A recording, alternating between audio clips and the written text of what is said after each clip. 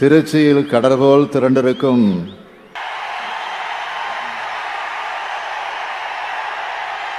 திருமாவின் சிறுத்தைகளே,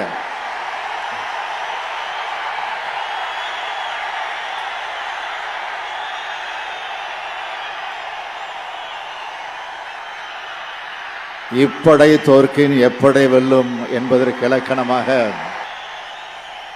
தீரர்கள் கோட்டமாம் அருமை சகோதரர் திருமாவளவன் அவர்களின் படை வீரர்கள் ஜனநாயகம் காக்க கூடியிருக்கீங்க. அருமை சகோதரர் தொல் திருமாவளவன் அவர்கள் அவர் சட்டக்கல்லூரி மாணவரா, மாணவர் திமுகவில் பணியாற்றின காலத்திலிருந்தே தெரியும். அப்பவே கல்லூரி மேடைகள்லையும் கழக மாணவரணி மேடைகள்லையும் அவருடைய பேச்சு கொள்கை கர்ஜனையா இருக்கும். நாள்தோறும் கொள்கை உரம் வலுப்பெறும் இளம் காளையாதான் இன்னைக்கும் ஜனநாயகம் காக்க இந்த கூட்டத்தை கூட்டியிருக்கிறார். அன்னைக்கு கழகத்துக்குள்ள முழங்கினார், இன்னைக்கு கழக கூட்டணிக்குள் இருந்து முழங்கி வருகிறார். சகோதரர் திருமா அவர்கள் எப்போதும் எந்த சூழ்நிலையிலும் எங்களுக்குள் உள்ளே இருப்பவர், மன்னிக்கவும் நமக்குள்ளே உள்ளே இருப்பவர். தலைவருக்கு மட்டுமல்ல, எனக்கும் தோளோடு தோளாக நிற்பவர் சகோதரர் திருமா அவர்கள். நாங்கள் எப்பவும் தமிழினத்தின் வலிமைக்கு உரம் சேர்க்கிற அடிப்படையில் தான் இணைந்து நிற்கிறோம்.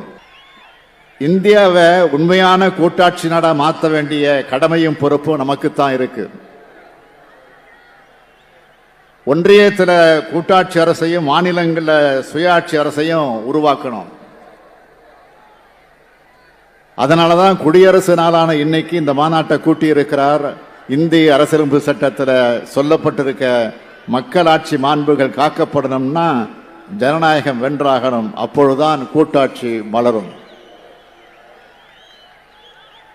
கூட்டாட்சியை சுட்டிக்காட்ட நாம் பயன்படுத்துகிற ஒன்றிய அரசு என்று சொல்ல யூனியன் ஆஃப் ஸ்டேட்ஸ்னு பயன்படுத்தினவரே புரட்சியாளர் அம்பேத்கர் தான். அரசியலமைப்பு சட்டம் கொடுத்த அண்ணல் அம்பேத்கர் என்ன சொல்லி இருக்கிறார்? யூனியன் அரசும் மாநில அரசும் தனித்தனி அதிகாரம் பெற்றவை, ஒன்று மற்றொன்றோடு அடிபணியவில்லை, ஒருங்கிணைக்கப்பட்டு உள்ளதுன்னு சொன்னார். அதைத்தான் நாமும் சொல்கிறோம். மாகாணங்கள் தெல்ல தெளிவான சகலவித தேசிய அம்சங்களையும் கொண்டிருக்கின்றன. எனவே அவற்றின் தேசிய பண்பு முழு நிறைவாய் வளர்ந்து மலர சுதந்திர வாய்ப்பு அளிக்கப்பட வேண்டும் என்றும் புரட்சியாளர் அம்பேத்கர் சொல்லியிருக்கிறார். இத்தகைய எண்ணம் கொண்ட ஒரு ஒன்றிய அரசை நாம உருவாக்கணும். அதுக்கு தொடக்கமா பாஜக ஆட்சி அகற்றப்படணும்.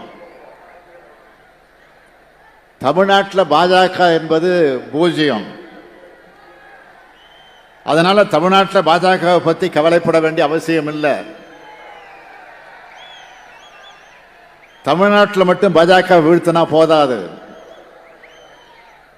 அகில இந்தியா முழுக்க பாஜகவை வீழ்த்தணும். அதுக்கான அடித்தளம் தான் இந்தியா கூட்டணி. ஒன்றிய அளவில் ஆட்சியில் இருக்கும் பாஜக ஆட்சியை வீழ்த்துகிறத இலக்காக கொண்ட எல்லா கட்சிகளும் இந்த கூட்டணியில இணைஞ்சிருக்கு. பாஜகன்னு சொல்றதால இது தனிப்பட்ட ஒரு கட்சிக்கு எதிரான கூட்டணின்னு சுருக்கிட முடியாது. இந்தியாவோட ஜனநாயகத்தை,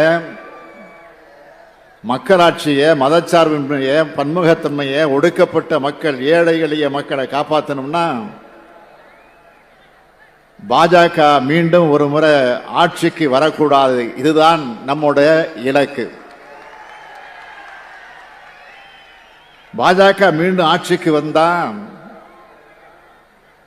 இந்தியா என்ற கூட்டாட்சி அமைப்பு இருக்காது, ஜனநாயக அமைப்பு முறையே இருக்காது, நாடாளுமன்ற நடைமுறையே இருக்காது, ஏன் மாநிலங்களே இருக்காது. இதை எல்லாரும் உணர்ந்து கொள்ளணும். மாநிலங்களை கார்பரேஷன்களாக ஆக்கிடுவாங்க. கண்ணுக்கு முன்னாடியே ஜம்மு காஷ்மீர் சிதைக்கப்பட்டதை பார்த்தோம். ஜம்மு காஷ்மீர் ரெண்டாக பிரித்து யூனியன் பிரதேசங்களாக ஆக்கினாங்க. தேர்தல் கிடையாது. அரசியல் கட்சி தலைவர்களுக்கு வீட்டு சிறை. இதுதான் பாஜக பாணி சர்வாதிகாரம். அந்த நிலைமைதான் எல்லா மாநிலங்களுக்கும் ஏற்படும். கேள்விகள் இல்லாத நாடாளுமன்றம், 140 எம்பிக்கள் சஸ்பெண்ட். இது நாடாளுமன்ற ஜனநாயகத்திற்கு அவமானம் இல்லையா? உலக நாடுகள் என்ன நினைக்கும்? சிரிக்க மாட்டாங்களா? உலகின் பெரிய ஜனநாயக நாடுன்னு சொல்லி இருக்கின்ற 1/4 உறுப்பினர்களை சஸ்பெண்ட் செய்கிறது தான் உங்க ஜனநாயகம்னு கேட்க மாட்டாங்களா? உலக நாடு மத்தியில் இந்தியாவுக்கு மிகப்பெரிய தலைகுனிவை ஏற்படுத்தின ஆட்சியா பாஜக ஆட்சி இருக்கு. இன்னும் சொல்லணும்னா இந்தியாவை சர்வாதிகார நாடா மாத்தினாலும் மாத்திடுவாங்க. நமக்கு முன்னாடி இருக்க நெருக்கடியே நான் உணர்ந்திருக்கிறத விட ரொம்ப மோசமானது, ரொம்ப ரொம்ப ரொம்ப மோசமானது. அகில இந்திய அரசியல் தலைவர்கள் இங்க இருக்கிறீங்க. உங்களுக்கு நான் அதிகமாக விளக்கம் சொல்ல வேண்டிய அவசியம் இல்லை. மாநிலத்துக்கு மாநிலம் அரசியல் நிலைமை மாறுபடும். ஆனா நடக்க போறது நாடாளுமன்ற தேர்தல். ஒன்றியத்தில் யார் ஆட்சி நடக்கணுங்கிறத மட்டும் மனசுல வச்சு எல்லோரும் செயல்படணும்னு கேட்டுக்கிறேன். பாஜக ஆட்சிக்கு வரக்கூடாதுன்ற ஒற்றை லட்சியம்தான் எல்லோருக்கும் இருக்கணும். பாஜகவுக்கு எதிரான வாக்குகள் எந்த காரணம் கொண்டும் சிதறக்கூடாது. பகைவர்களோடு சேர்த்து துரோகிகளையும் மக்களிடையே அடையாளம் காட்டணும். வரலாறு என்ன சொன்னனும் தெரியுமா? இந்தியா கூட்டணி அமைத்தார்கள், இந்தியாவில் ஆட்சியை கைப்பற்றினார்கள். இதுதான் வரலாறாக இருக்கணும். ஒரு எடுத்துக்காட்டு சொல்ல விரும்புகிறேன்.